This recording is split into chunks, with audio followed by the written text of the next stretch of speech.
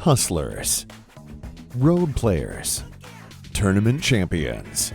Hear the stories, get their advice, learn about their lives. Our host, Joey Ryan, brings you an inside look at the professional pool player. You're listening to the Pool Player Podcast, brought to you by Pool Scene 365.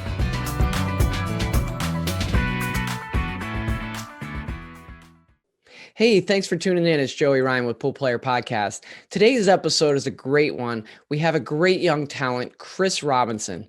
Chris has won the Cole Dixon Memorial. He's had some high finishes in the Swanee, second and a third place. He also finished fifth in the Diamond Las Vegas Open with a ton of great players in that event. And in 2020, you all saw it. He was on the Mosconi Cup team, and he played really steady throughout that event. Some of the things that we dove into in this episode were really how he got his start playing pool. Also, his junior experience and how that kind of led him to becoming a professional pool player. And then his experience at the Mosconi Cup, what that meant to him and kind of how he felt about being selected and playing in that event. So it's a really great episode, and I thank you for tuning in. Before we dive in, I've had a bunch of people ask me how they can support what we're doing with Pool Player Podcast. And I just really appreciate everything you guys have done so far. We're up over 1,300 subscribers, and that's the biggest thing. Over 60% of the viewers are not actually subscribers. So if you would, go ahead and hit that subscribe button and that notification bell so you're updated whenever I launch new content like today. Also, I recently launched a merchandise shop where you can go and purchase some merchandise. So I'll put that link up here, and it's just helping to support the podcast. Whatever comes in from that is going to go right back into better equipment, getting me to different places so I can interview new people and things like that. Finally, I started a Patreon account. I'm not sure if you're familiar with that, but it was really cool setting it up. So if you go to my Patreon account, again, the link's right here, you'll see ways that you can support the podcast with a monthly donation. It starts off with just a few dollars and goes up to higher tiers, including sponsorship for the podcast if you're interested. And so check out the Patreon and be a part of what we're doing here, because it's really exciting. And there's certain ways that you can get involved, which I think some of you will really appreciate. So again, thanks so much for your support. And now on to Chris Robinson. Hey, Chris, I know you've been busy, man, and we've been trying to connect for a while. So thanks so much for making it onto the podcast. Yeah, thanks, Joey. It's been a few weeks or months or years. I don't even know how long it's been since we first tried to start doing this, but yeah, I'm glad I finally made it on. Yeah, so I'm really excited to get to know more about you. So why don't we start with you telling us, how did you get involved? How did you get started playing pool? So my uncle Kevin Farrell, he had his last name's Farrell. It's kind of funny. Anyway, Is his middle name Ivory? yeah, exactly. Yeah. He was a really good local player. His high run in straight pools like 56 or 60 or something like that. He's a pretty strong player locally, and I was at his house. We always used to go to his house for family stuff, family gatherings like Christmas, Easter, stuff like that. And he had a pool table and a pool, and I used to go jump in the pool every day until I was turned about 13, 14. And then one day I just didn't want to jump in the pool for some reason, and I went and played a few games with him. And from then on, he's helped me a lot. And from then on, I was just hooked, and just, I don't know, from there it was just over. I just only wanted to play pool, and I made as much time as I could for it. And I was playing baseball and basketball during the time, and just pool was the thing that stuck out to me. When did you realize that you were a pretty good player, or that you're pretty good at the game? Oh, in 2013, I went to my first junior nationals, which was my first real big tournament. I think I ended up getting 9th through 12th out of in my age group, which was 15 to 18 years old. I was 15 at the time, and I knew that I was good for my age, and I just made that my tournament I focused on. And from then on, I just played year round just to try to win that tournament. And I got ninth at that year, with my first real big tournament that I played in. And then after that, I just figured, might as well try to win it. I don't have any much else going on. So you were a part of the program at Lindenwood University, right? Tell us, kind of about that experience and what that meant to your pool career. Well, actually, that experience probably got me to where I am now, because if I never went out there and went and tried to play new players and get adjusted to a whole new setting, up until then, I went in 2016 to 17. And up until then, I was basically only in California. I never went to Derby. I never went to any of the bigger tournaments. And, this was it was a huge move for me. And my parents are super supportive, and they wanted me to go to college. And didn't really know what I want to do in college, but I know there was a pool team there, and I keep my pool game intact and try to get better. And Mark Wilson, he's an amazing instructor, and he was a really good mentor for me during those, formative years. And, he really it was kind of like a drill sergeant, every day, but that's what I needed. I needed structure. I needed, something to do every day, and I needed better mechanics also. And he helped with all of that. And, I was able to go to my first derby after that during that school year. And, I I was a college kid. I didn't have much money because, I'm in college and can't really do much. And I couldn't really have time for jobs because I needed to focus on pool and school. But, I got a job. I got a job for a little bit. It's kind of fun. Chris, what did you do? I was a busboy at Hooters. That's awesome. Okay, sorry. I was in English class, and this girl that I was friends with, she said, I just telling her that I'm thinking about getting a job, and she goes, "Well, you should work where I work." And she just kind of said it pretty vaguely, and I was just like, "Oh, where do you work?" And she's like, "Hooters." And I was like, "Oh, what am I going to do there? I don't think, people will come to see me in that outfit, but uh so I went there, and I guess they got the vibe that I wasn't a total creep, so I got the job. And then I played it in a few pool tournaments and won, a lot more than what I was getting. It was like $6.25 an hour there. I was only working 4 hours a day, 3 days a week. I'm like, that's not going to cut it. So and then I went to a tournament, and okay, so this is how it worked. I told the this, I'm like a month in on my job, and I tell them, I say, "Hey, I'm feeling real sick. I'm feeling real sick. I can't come in this weekend." And they're like, "Oh, yeah, yeah," because I've been perfect up until this time, right? Like, I've come on time. I'm not weird to the girls. They all like me. They tip me, and I do a good job for them. So I had some leeway there, and I kind of took advantage of it a little bit. But there was this tournament in Cape Girardeau.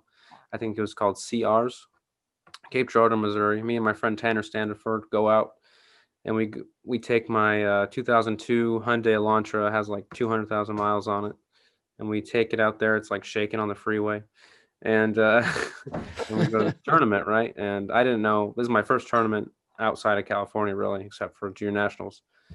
And so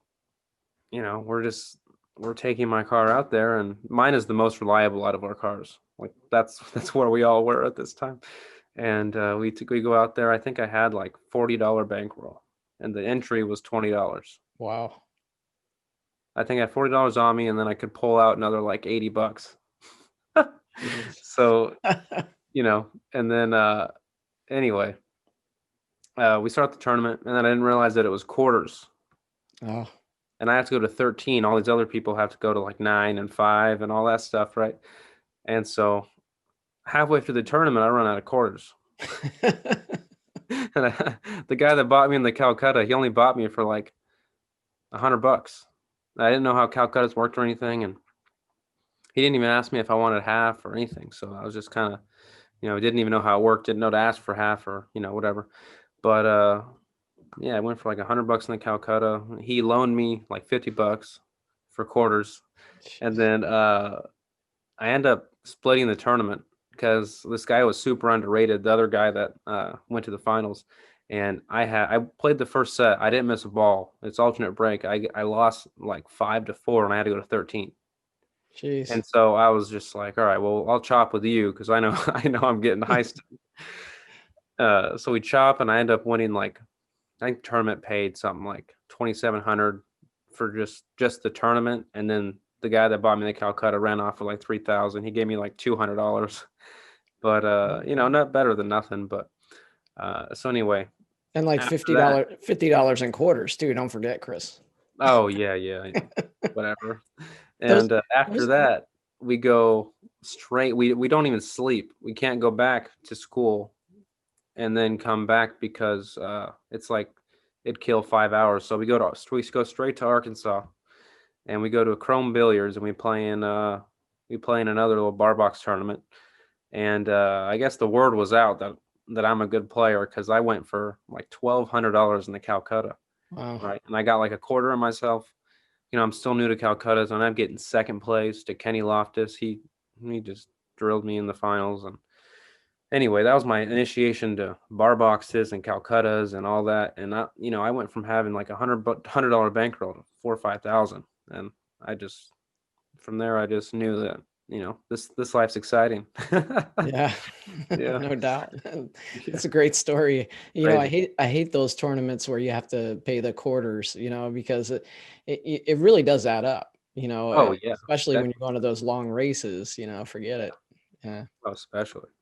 But needless to say, after that, I quit my job, and the perks were good in the job and whatever. But I made a lot of friends. But I just couldn't get myself to go work for $6 an hour after I just won 4,000 in 2 days. Yeah, I can It's not imagine. like it happens every weekend. Don't get me wrong, but it's just it didn't keep this. I just wanted to go play. I just wanted to go practice, and I just wanted to go train and train and train, and so I could just play pool all the time. And Yeah, what's that old expression? Money won is better than money earned, yeah, So, for sure. yeah, I think we've all experienced that. So, when do you feel like you arrived as a professional player? Professional player. I'd say when I won the Cole Dixon. I won the Cole Dixon Memorial 2019. I beat Eddie Geronimo in the finals. I don't know if you know who that is, but Mhm. he's a really, really strong Filipino player. And up and before that tournament, I could never beat him. I would get he runs out too smooth. He does this better than me. He does that better than me. He kicks better than me. Blah blah blah. I kept telling myself all these things. And so I'm playing for the hot seat at the Cole Dixon. That's at Family Billiards in San Francisco. And we go there. I think me and Spencer Ladden. You know Spencer? I don't know. Okay, Spencer Ladden. He's 18 right now. He's kind of like my road dog. He goes with me everywhere. And I used to, from when he was like 13, 14, I drive him up to hard times. He has no way of getting there. So he's kind of grown as a player, and I've kind of seen that whole thing happen, which is pretty cool. That's cool. So we go up there, and I'm playing for the hot seat against Edgy, and I think it's really close. It's like 7-7 or 5-5 in a race of seven, and I just miss a ball and that I really should never miss. I get in my own head, and I lose to him. But in my head, I'm thinking I'm not as good as him during that match, right? So I don't think I should be 5-5 or close with him, which is totally wrong. You can't have that mindset and win. But anyway, so I lose that match to the hot seat, and then I come back and I beat everybody and get to play him again. And then race to 11 or 13, we go back and forth on racks, and this is like a 3 7/8 inch tight gold crown that's like super worn in, and I don't have a lot of experience playing on this kind of equipment, so I'm kind of afraid of the pockets a little bit. I'm playing safe when I probably shouldn't, but just because I'm afraid of the table. Hmm. And yeah, I just halfway through the set, I told myself, I said, if you're going to be afraid of these pockets, you might as well go play three cushion, because there is no way that you're going to be able to make a ball if you're afraid of everything you shoot at. So anyway, I kind of got in my own head a little bit and told myself to man up and just, if you miss, you miss, but put a good stroke on it and just go into it with confidence. So that's what I kept doing. And I think it was 8-6. He was beating me, and then he locked me up on a safe. And then I think I posted this on a few of my social media accounts, but I kicked at it 1, 2, and then zipped it in and then ran out. So I kicked short rail, kicked it in, and ran out. And then from then on, I just have that confidence. Like, you know, the only person that can miss is me. So why am I the only person that I'm responsible for is me? So why would I get in my own head and try to make myself play bad? So Yeah. I ended up winning that set, and that kind of gave me a lot of confidence. And then I won my first Mez West State Tour that year. And then I just every year I just beat more and more world class caliber players, and you just keep gaining more confidence, like a snowball effect. And I think during even the Mosconi Cup, I had a lot of confidence going into it because I know I've beaten you know everybody at once. So at one point, so why be afraid? Yeah, and you say something interesting there, that you kind of had it in your mindset that you couldn't beat Edgy, and so you didn't, right? Yeah, Until I guess you came to a place where you recognize that, and that's something that I've heard a lot of great players talk about. It's something I realized, right? That there's these players that you play against, and if you believe you can't beat them, you won't beat them, right? You almost have to lie to yourself and say, you know what, I can play with this guy who plays better than me, but he doesn't play better than me. I'm going to lie to myself. I play just as good as him, if not better. for sure. And before you know it, that mental attitude actually takes you to beating that player and beating him consistently. And that's how you kind of climb the ladder. Have you noticed that? Yeah, for sure. I mean, I think my game, your game is only as good as you allow it to be, in my opinion. Right. So, I mean, I think I've had, you know, a lot of talent and a lot of game already, but I think it's the mental part of it that has really come around for me in the past, I'd say 5 months, 4 months, that really gave me the validation that not for other people, but just for me, that, I belong in these situations. And if I'm gonna pick pool as a career, I can't be afraid of anybody, because I'm gonna have to play them all, and I'm gonna have to beat them all if I'm gonna want to make a living playing pool. So, what the worst thing you can do to yourself is psych yourself out. So I mean, if you're training and you're prepared, then you just learn from whatever you do wrong, and that's all you can do. Just go out there and do your best. Yeah. So what do you do for fun outside of pool? Like, let's say, you're just not going to go play pool. What is it that you do? It's funny. I was watching Mitch's when you interviewed Mitch, and he was saying he likes to take drives and car rides and listen to music, and I love doing that. I like doing it by myself and just zoning out and just driving around and listening to music. And I don't have a genre. It's really just I like a little something from every genre. So it's like when people ask me what my favorite music is, it's just I can't give them a description. But Oh, I really? like doing that. That's why I like traveling on road trips and stuff. That's always fun. And then photography is my main passion. That's equal to me, as far it's an equal passion to pool, in my opinion, for me. Um, and I'm trying to get better at that. But pool's a priority, but photography on the side, and then just hanging out with friends and just making new experiences on the road and traveling. I'd like to see the whole U.S. and a lot of all the other countries and continents. So So, Chris, if somebody wants to see some of your photography work, where can they go to see it? on Instagram, it's Chris in Focus with two S's on the end of focus. And on Facebook, it's just Chris Robinson Photography. I kind of posted a lot on my main page and kind of promote it. But yeah, I mean, if you ever want any photos of yourself playing pool, or I'm starting to get into doing weddings, and I do portraits for graduation and stuff like that. So basically anything, and I'm pretty competitive with not competitive, but I'm pretty on the lower side of cost wise because I love doing it so much. It's not really a chore to me. It's just something I get to do. So for now, you can get good pricing, so you should take advantage of it, everybody. Can we get a discount code from the podcast? Yeah, sure. Okay. We'll work that up. Yeah, for sure. So let's talk about the Mosconi Cup.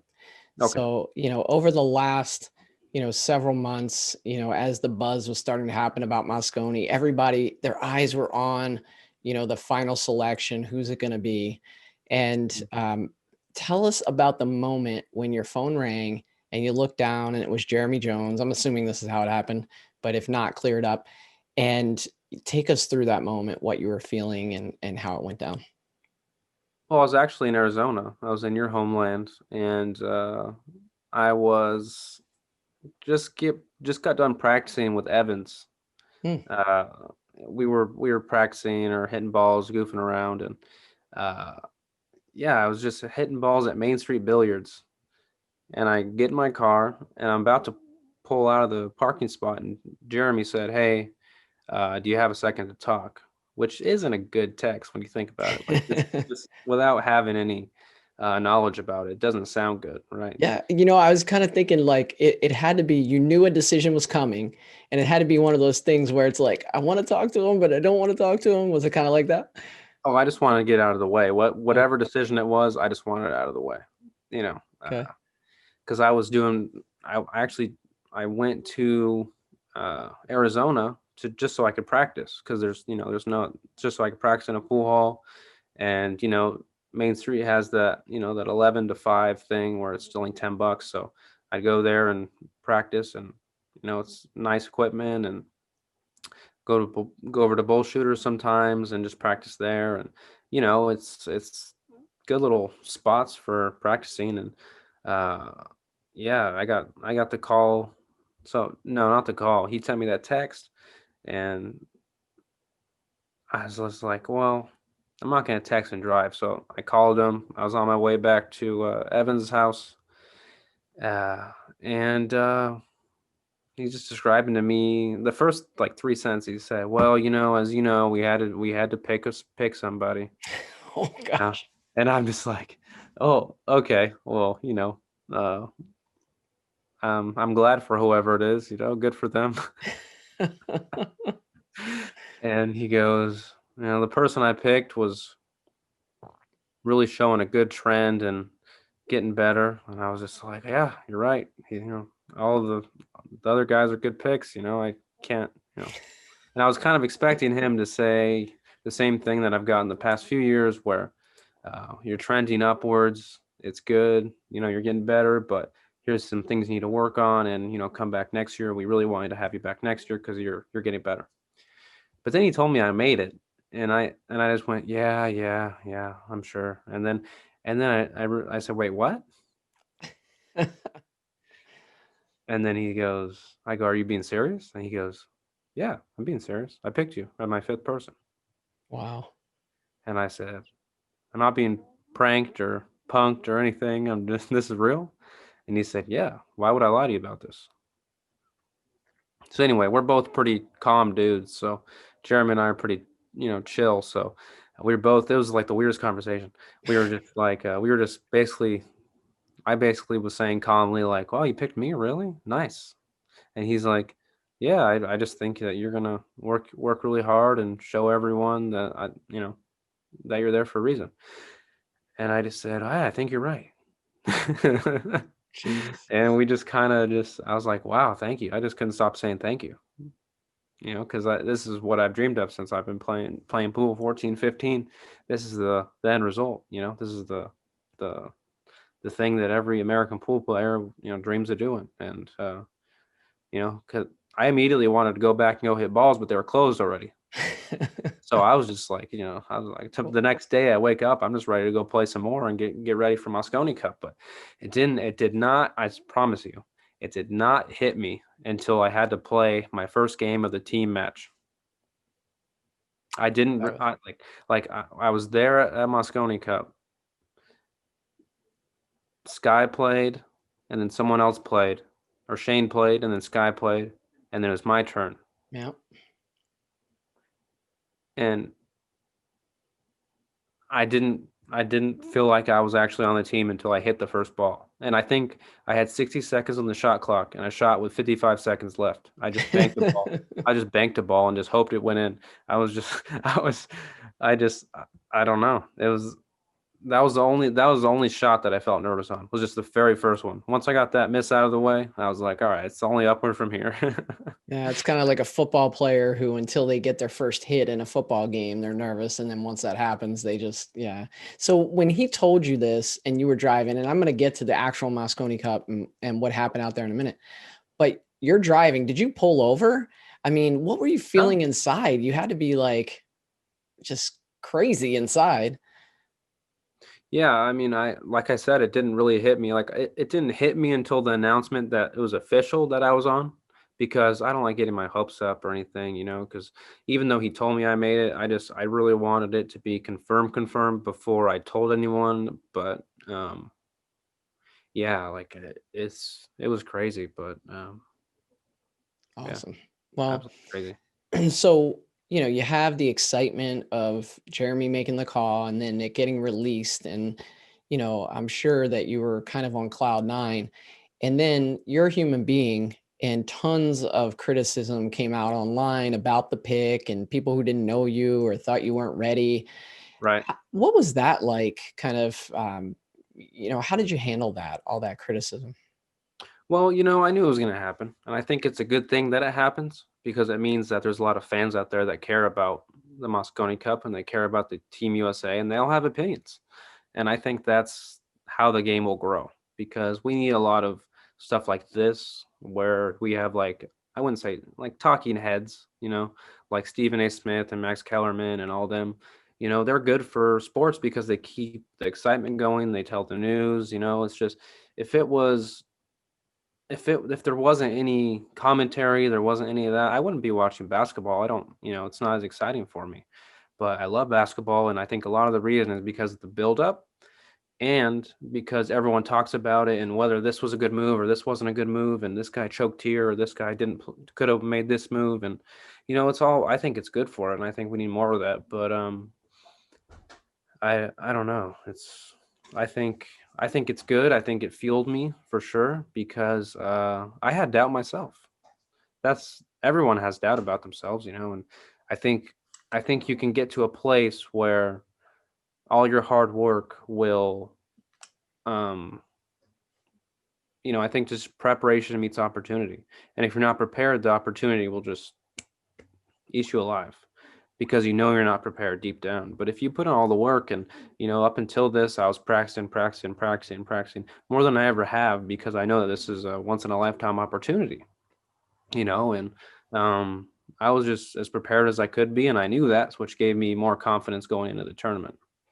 Yeah, let's talk about that preparation. So, obviously you were, you knew this was a possibility, so you're probably preparing well before the event. But from the moment that you got the call until the event started, take us through your training regimen. Well, it varied on each day. I mean, we had tournaments coming up to before Mosconi Cup that I prepared for, like 10 ball. I practiced my 10 ball break, which doesn't apply to Mosconi Cup. And, honestly, I was so nervous before Mosconi Cup that I was overthinking everything. I was thinking about what everyone thinks about me in those tournaments before the Mosconi Cup, which I was never more nervous than at those tournaments that didn't mean a lot.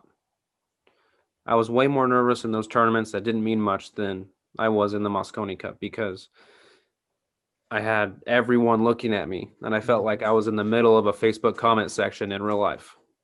Yeah.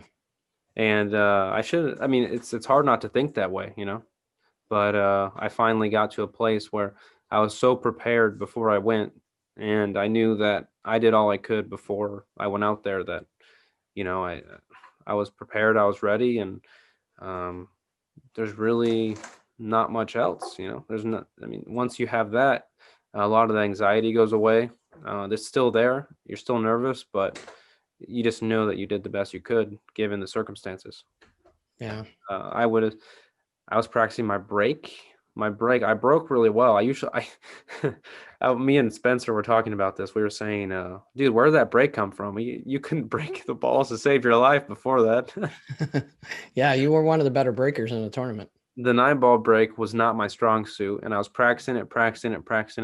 I had a few different people tell me which, obviously on the team, what's the break? This break is the nuts in this circumstance, blah blah blah.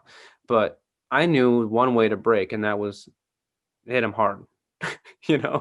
And they're like, well, if you just pop it with a 18-mile-an-hour speed, and I'm like, all right, if I take anything off this break, I'm gonna scratch right in the side. And if I hit it too hard, I'm gonna go all over the place. So I'm just gonna break the way I break. Anyway, we had like a rough day of breaking, the whole team, and they were focusing on my break because I was crossing it and I was going to the other side and I wasn't hitting them right, but I was overthinking it. So then I watched a few videos of my old days break, and it was a lot more body, and it wasn't just all arm. It was just a lot more body, and I was really control with it, and I knew exactly where to stand and all that. So I just figured that out, and then that first night I stayed up till 5 a.m. breaking in London, and we were just, everyone was asleep, but Shane was probably about to wake up and play, but he I just stayed there and just got until I got my breakdown. And once I got my breakdown, I went back to my hotel room and I took a shower, and then I just couldn't go to sleep till like 10. I was just up. I didn't know. I was just so excited. And the days don't start until 6:30 there. That's when the matches start. So I had to kind of get on track for the days there, but it was a rough few days getting acclimated, but it was mostly just practicing my break, and then my pattern staying on the right side of the ball, because that's big with clean balls, because it's hard. You can't just use the same inside English to get back in line. You have to just take what the table gives you and kind of coast into position, and uh, it's a whole different ball game with clean everything. And one of my friends, John, he had his diamond table recovered conveniently a few days before I needed to practice. So I gave him a few bucks and was practicing my break, and I was cleaning the balls every half hour with that orange pledge stuff. Mm. And we were really I did the best I could before to really mimic the conditions. And obviously it's not going to be the same because you got the TV lights and all that, make it super fast. But yeah, I did everything I could to be ready, and I think it showed. Who was your favorite teammate from Team USA? Um, I think seeing Shane practice and seeing the dedication that he brings to every ball and every time he practices, that helped me during the first few days, because I came there, I was kind of just I was ready to just do okay, I was trying to just as long as I play my game, right? But then I just saw him putting in hours on the table, hours, and we're playing doubles, and if I take one shot off or two shots off, he was right there to be like, "Hey man, like we got the Mosconi Cup in a few days. You need to straighten up and just you gotta play it like you're playing a real game." Really? So And he was pretty hard on you. yeah, but I respond well to that. That's I'd rather someone be hard on me than tell me everything I'm good at, not tell me what I need to work on. So Yeah. um, he's always been honest with me. I've been in contact with him because I think he's one of the best, if not the best, American player we ever had, rotation pool wise. And just to see him in action and see him practice and his dedication to the game, it's just crazy. And it makes me want to be the next Shane, or not the next Shane, but my own version of someone that will make a mark on the game for forever. So seeing him work that hard, it just made me want to work even harder. And uh, almost, I didn't try to outdo him, but every time he did a shot, I had to shoot it too and show him that I could do it, kind of thing. He's not this Yeah. kind of a competitive drive in me. And uh, yeah, I mean, he's just, I learned, I probably gained a year's knowledge in the few days that I was there, just year or two knowledge, just because, we're playing doubles and I shoot a shot. He's like, no, you actually get here because of this, or, I'd rather you get here because to coast into position here, just little things like that just make your game, help it tremendously. And that's what I think a lot of the Americans are lacking is sharing information and being open with each other. And I think our team this year did a really good job of it. We were all trying to help each other, but the roles just didn't go our way. And, I think it's been a rough year for everyone for sure.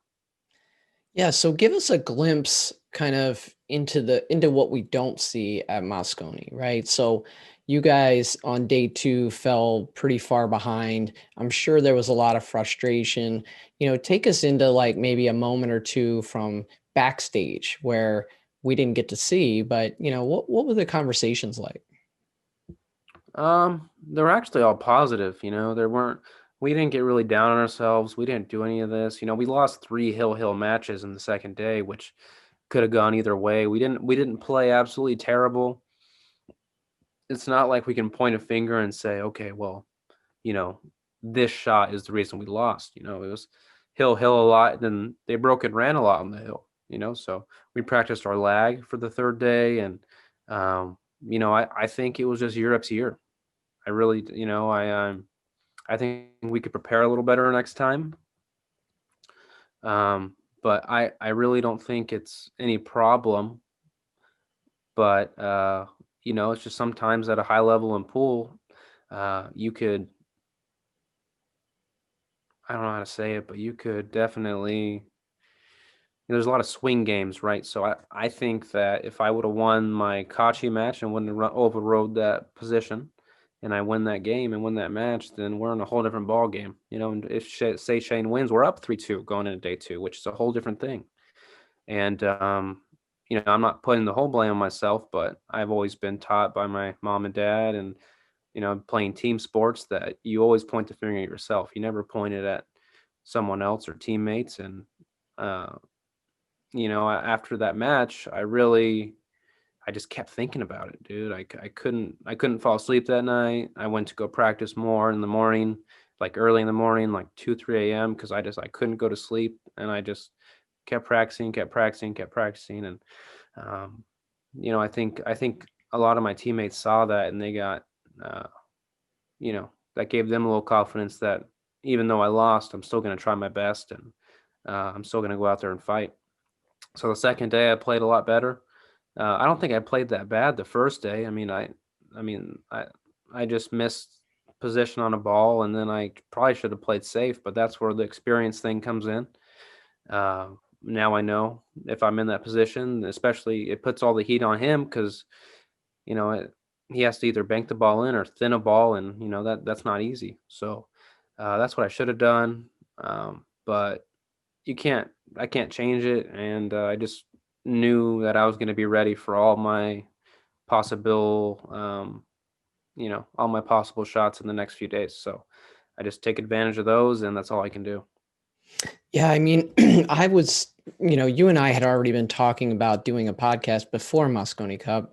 So, Right. and you were great to work with. We missed connection a couple times, but it wasn't your fault. It was just, it didn't come together. But I was really impressed by how open you were, and yeah, let's get this scheduled. And so I was instantly pulling for you in Mosconi Cup, and really to silence a lot of the people, a lot of the critics. And I think if people are looking back at the match, I watched every minute of the event, the whole event. And if people look back at it and they're going to point their finger to any mistake that you made, I think it is that 7 to the 8 ball in that rack. For sure. And I wish you didn't make that mistake, not just because I was pulling for the United States, but I was pulling for you, and I wanted it to be definitive. Like, no, he belongs. And I even had a video that came out talking about how you belong. So take us back to that moment. What do you think happened there from that 7 to the 8? You think that was adrenaline or what? Well, you know what it was? I took my shot clock extension on the 2 ball, the opening shot, because I wanted to make sure I got the right angle on the 3, because it was a kind of a touchy. I'm kind of jacked up a little bit. I kind of have to stun forward off the rail, which is not easy. So I took it on that, and I didn't manage the shot clock as well as I could have, but that's also, again, experience. I got to the ball, and I thought the 8 ball was lower down than it was. I did not check because I didn't have time to check because the shot clock was going off right when I got down. Hmm. because I knew I had to rush, right? So I think there's a whole thing, and I didn't designate where I wanted my cue ball, so it was liable to go anywhere. Yeah. I think a part of it was the adrenaline, and I don't think, see, because I'm man enough to admit when I dogged it, but I think I didn't think I dogged it. I just thought well, I guess I kind of dogged it a little bit, but like just like I don't know, I just made a rookie mistake, I think. Yeah, I think it's really interesting because, you got to take this and you got to build from it, and you point to your shot clock management. And I actually brought that up with Jeremy about the two ball, and I thought that you took a little too much time on the two ball, which maybe you could have. And don't get me wrong, hindsight's 2020, right? Yeah, But if you had that extension on the eight ball, you probably play safe, or you probably think of, something that you're going to do there that's going to work out better to your advantage. And Jeremy kind of dismissed it a little bit. I think he said that the two ball was the key shot.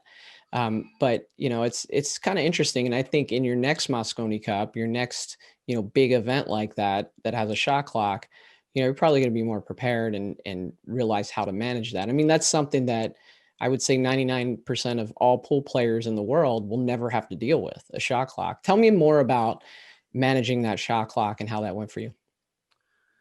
I mean, I've had a few run-ins with the shot clock before, and uh, it was usually nicer to me than that mesh. um, yeah, I played with it in the Atlantic Cup, and I did it. I managed it really well in my singles match, and I've had a few experiences with it, but I think it all comes down to my pre-shot routine, and I think just not going over and checking where it should have been was just a big thing, and I'll definitely work on that for sure.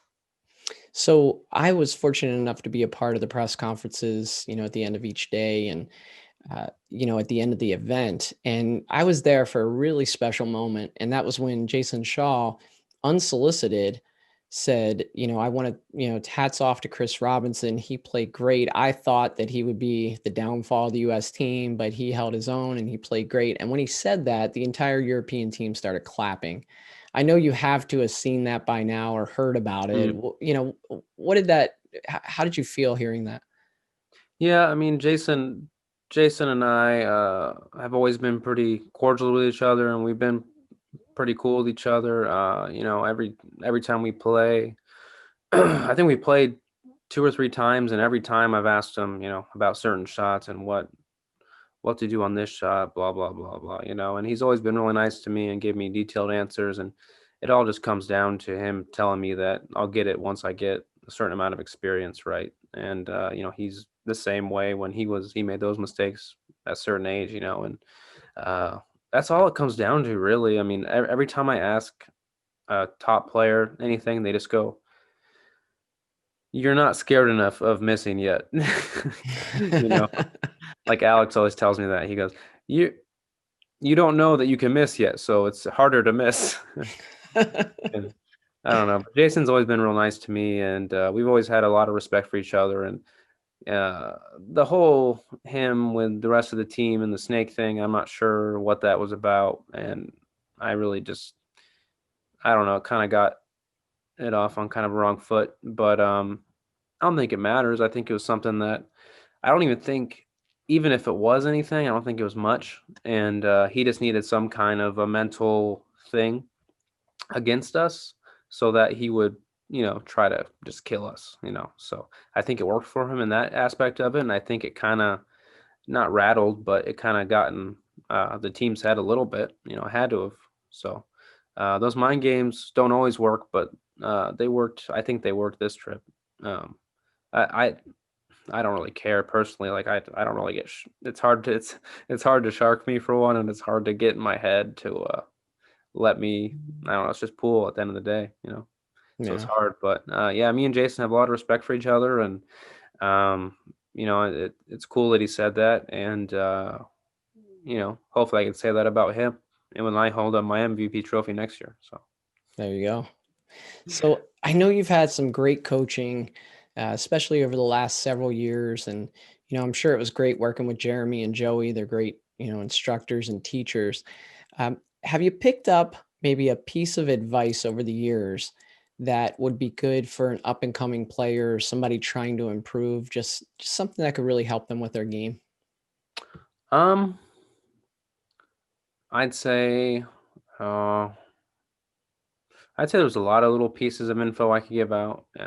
Just know that if you're a junior player and you have any questions, I'm always here for you. You can message me on Facebook, Instagram, or doesn't matter. You can come up and talk to me. You could do whatever you want. I will be supportive of you. And if you need drills to do, if you want mentorship or you want lesson, I'll give it to you for free. It doesn't matter. If you're an American junior or actually any junior, if you're looking to get better, I'm here for you 100%. And I'll give you all my resources I have because we need to help out junior pool in a big way in America. And we need more Tyler Stiers. We need more Chris Robinsons. We need more Sky Woodwards, Billy Thorpes. You know what I mean? We need more of younger players trying to do the right thing and be good people. And, they just set an example for us for the sport and try to grow it. And that's, you can't, if you can't keep a store open if you don't have any more customers. Yeah, so I was going to ask you about that, about growing the sport of pool. Do you have any thoughts or ideas about, one of the things I'm trying to do with this podcast is, to get people thinking kind of creatively. And I know I'm probably not going to have one guest that comes on and has the answer, right? And we just Right. run with it. But if we take a whole bunch of ideas that people have for growing the sport and kind of mesh them together, the good ideas, we Right. could maybe find something, a formula that hasn't been used yet. So, do you have any ideas for growing the sport in the United States? Well, yeah, I mean, I think growing the sport in the United States again just starts with the junior players, and we can make it bigger so that we have a wider audience to choose from, in Mosconi Cup because we want the younger players to start coming in and making a name for themselves. And if we run out of younger players, it's not gonna be much of a sport left, and it's not really gonna be a sport if we don't have any more players left. So I think Europe's doing a great job. There's a lot of young players that are just absolute monsters, and Philippines, Asia, it's all the same kind of thing. And we need to change the portrayal of pool, I think, and that's why I'm trying to do my best. I represent my sponsors a lot, Predator, Kamui on the wire. I shout them out a lot. I do whatever I can to help them because I know in return it'll help me and Mhm. it'll help everyone else. It'll help the pool world, and I think a lot of the pool players have just a give me, what can you do for me attitude when you have to do stuff for the sponsors first because Nike's not going to want to help you out first. Yeah, that's an interesting take. I was just listening. Mike Howerton has a podcast, and I was listening to his the other day, and they were talking about back when Camel sponsored Pro Pool in the United States, Yeah, and it was Camel cigarettes, right? And right. it was mentioned that the players would come in with their Marlboros and put them down on the table or different brands of cigarettes, and it's like they didn't even want to support the the brand that was sponsoring, the event, and Yeah. so I think, we have some of that now where there's this maybe almost like an entitlement from time to time, where players feel like that the sponsors need to give them something. But I think you're right. You need to give back. And I know Emily from Matchroom has really been pushing for you guys to get more on social media, Instagram, and have a presence and be a part of it. I want to give you a chance to say just a little bit more about your sponsors and what they mean to you. Yeah, I have Predator Qs. They mean a lot to me. They do a lot for me, and they do a lot for the sport. They're sponsoring almost every tournament that is streamed, and it's crazy. And I think they have the best equipment out there. And I'm just switched to the 11.8 Revo, which is absolutely insane. It keeps the revolutions on the ball a lot better, and with dirty equipment, it is absolutely stealing. What It's what did you don't you have switch anything. to that before Mosconi or just now? I was tempting. I got it like 10 days before Mosconi Cup and I used it for one day and I was like, damn, I'm playing so well. And then I just looked at myself in the mirror and said, you can't switch right now. Yeah. You can't Yeah. do that. I think I hit a slow inside spin shot and I missed it by a diamond, and I said, okay, and I put it back in my case until after Mosconi Cup. So now I finally get used to it, and I'm hitting him great with it. And yeah, I mean, Predator, On the Wire Creative Media, Raw Hanna, he does a really good job of streaming, and he's been a big supporter of mine. He's been pushing my likeness for quite a while, and since he started his business. And yeah, I mean, I'd have a lot of good friends and family. Kamui tips, I use their tips. Which one? I use the black soft. Okay. Yeah. With the clear underneath, or just No, just regular. Okay. Yeah, my family, my parents, Tara and Jared, my little brother Adam. Too many people to name. I have such a supportive family, and friends, fan group, and supporters that just are behind me 100%, and I couldn't do it without them for sure. So tell me, you're still young, but so far, who has emerged as maybe your biggest rival? Rival. It's hard because it's I don't really think that way. I mean, I'm kind of just against myself, if that makes sense. Like it's like I never think of like when I'm reflecting on a match, I never think, oh man, he should have made this ball and he should have missed that ball or whatever. I only think of my performance, so it's hard to say a rival. I guess I'm my biggest rival. When I get in my own head, and I don't know. You don't have a player that you maybe struggle against, or they always pop up in your bracket, or nobody like that? I mean, Alex always gives me, well, no, he always puts the work on me. I beat him the first time I ever played him, and then at the World Pool Series, and then ever since then, dude, he takes it 110%. He does not leave me one, like if he won't even leave me a jump ever. It's just frozen to the back of the ball. Or yeah, but it's almost like the people that I generally have problems beating are the people that I've looked up to for a long time. Yeah. Like Oscar Dominguez, I had problems beating him for a long time because I just look up to him, I learned from him, and he taught me a lot. I'd say Alex and Dennis. Alex and Dennis, I always play them cheap sets, and I just try to learn. But then one time I played, I think recently, right before the Shane and Dennis match, I played Dennis for 100 a set. We played race to 11. I win the flip. I break and run a 2 in 10 ball.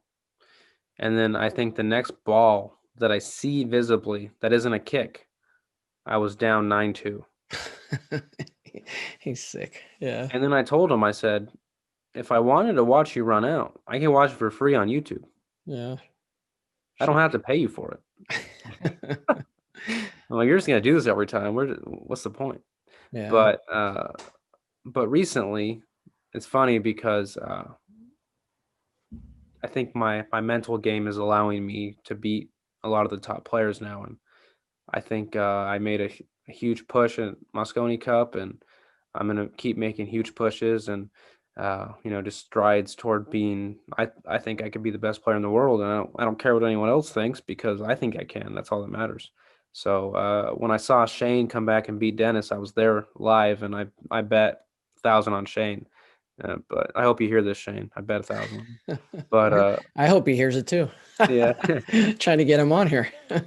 Yeah, I'll message him. I'll make him come on. All right.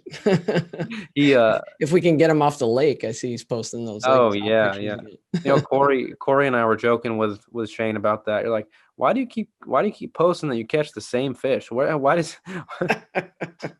you go that the same fish just keeps following you around? Yeah. And yeah, it's just funny. But when I saw Orkoyo come back and beat Shane, I wanted to just, and I saw Shane look kind of defeated, but I know he wasn't defeated. He just wanted to play again. But I just wanted to go up to Dennis and be like, hey, do you want to play some? Because, I took kind of personal that he beat our guy, right?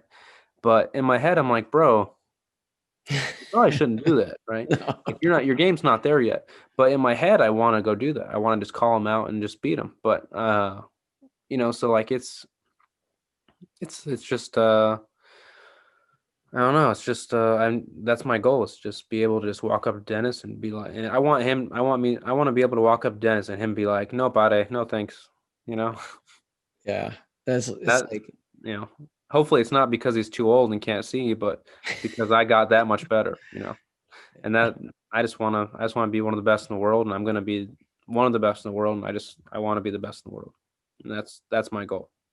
so that was my question. What are your goals from here? So you want to be the best in the world? Are you talking Yeah, world championship, US Open, all the above?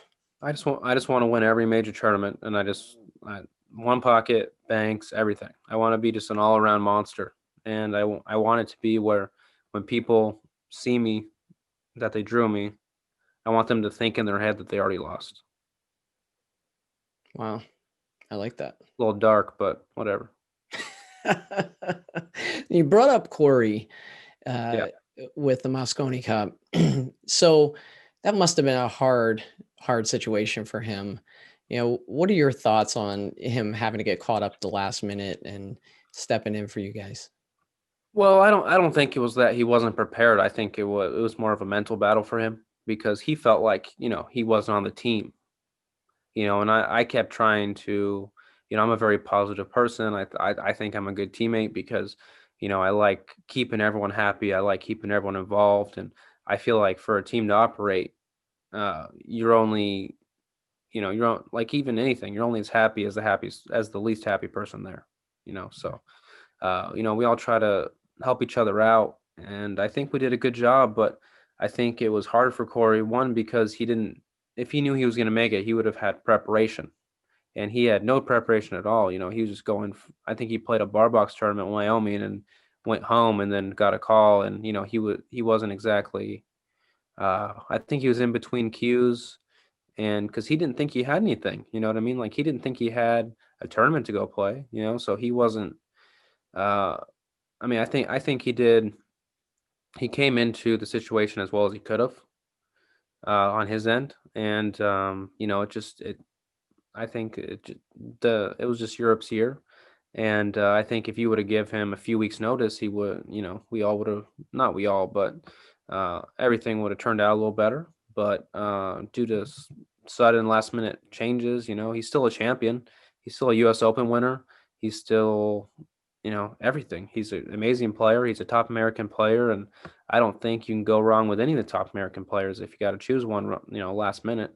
I mean, they went with experience, and, I think Europe was just too much for us this year, just, off how we played.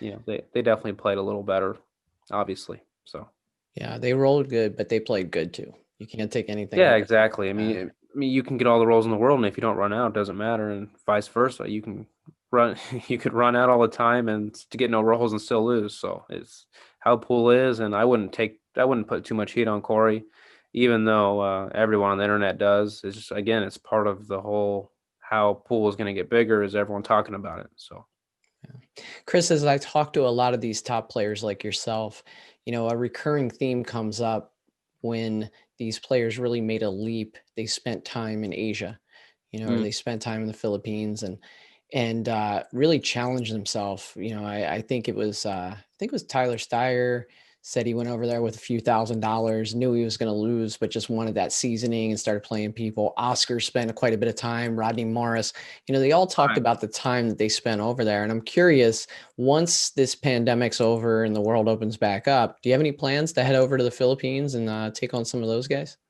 What's funny is actually after the the Vegas 10 ball tournament that I got fifth in. I was supposed to go to the Philippines a few months later with, Jesus Atencio. Oh yeah. Him and I were supposed to go over there, for, like a month or something, and just really sharpen our game and play everybody. And, it just didn't work out. I obviously don't want to go right now. That'd be terrible. Everything's crazy right now, but, I will go eventually for sure because I know it's that experience that a lot of people need. But, I've been through a lot pool wise.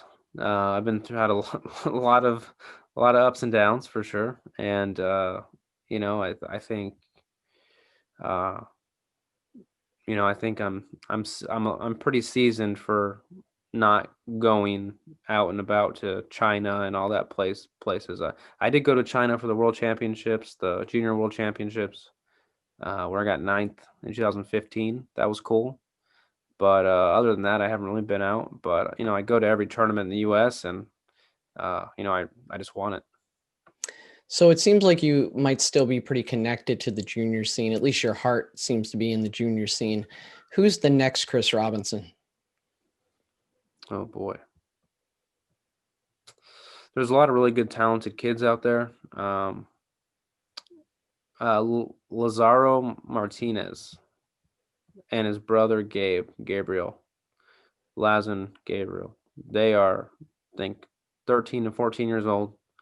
Lazaro beat Roberto at that tournament that we were at in Texas. Mm-hmm. Beat him hill and handled the nerves perfectly. He beat him hill and then didn't celebrate, didn't do anything. He was real humble about it. And I ran up to him after and and I was like, dude, congrats, dude. And he was just like, yeah, I played okay. I missed this ball at this, and he's just thinking about what he could have done better. And I think having that mindset at that age is ridiculous. I didn't start playing till I was 14. So imagine what he could do, it's crazy. And I think we're trying to get both of them sponsored by Predator. I called Karim, the owner, and I was like, you got to invest early in these two. And hopefully it works out and they're on the team, because I would love to help them and do anything I can to, help their game, for sure. I didn't get to meet him at the Texas Open, but I was down on the ball and I played a pretty good safe and locked up my opponent, and he had to wait for me to finish, the shot. And, I didn't know who he was, but I remember him saying, great shot, and he's on a completely different table. And so then he goes around and keeps shooting. And then like a day later, I find out that he's an absolute killer. I just thought it was some kid, really impressed with my shot. And yet the kid probably gives me the 8-ball. I don't know.